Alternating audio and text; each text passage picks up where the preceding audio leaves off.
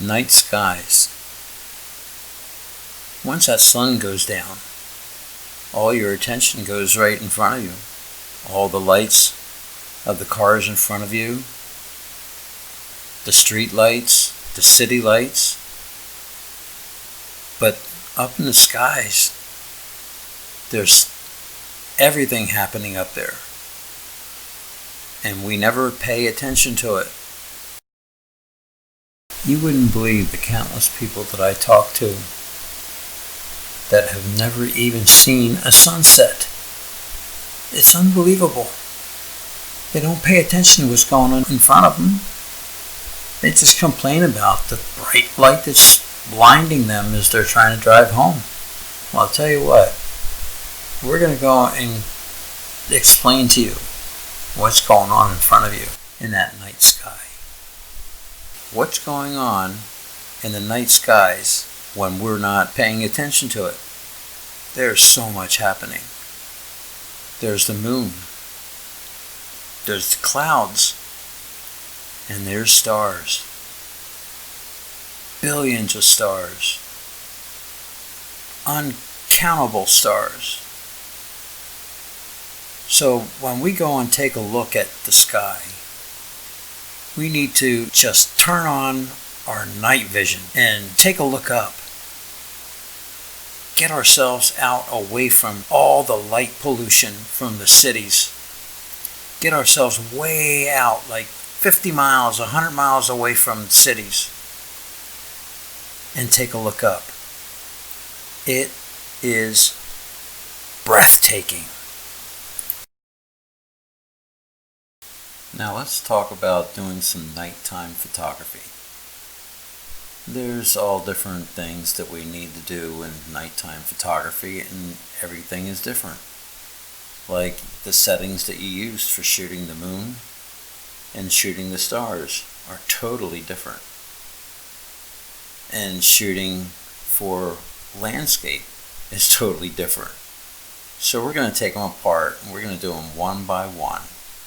Alright, let's start with shooting the moon. Alright, to shoot the moon, I normally set my ISO at 100 or 200. I don't go up very much higher than that. Then you start losing detail and everything like that on your on the moon. So you need a high millimeter lens to begin with. 300 millimeter is okay, but if you could go and use a 300 millimeter with a doubler or a 1.5 converter on it, that would help. But just to use like a 200 millimeter lens is not enough. So let's just say we're going to use a 300 millimeter with a doubler. That makes a 600 millimeter. Well, if you have a 1.5 conversion in your camera per se, that means you're not using a full frame camera in digital.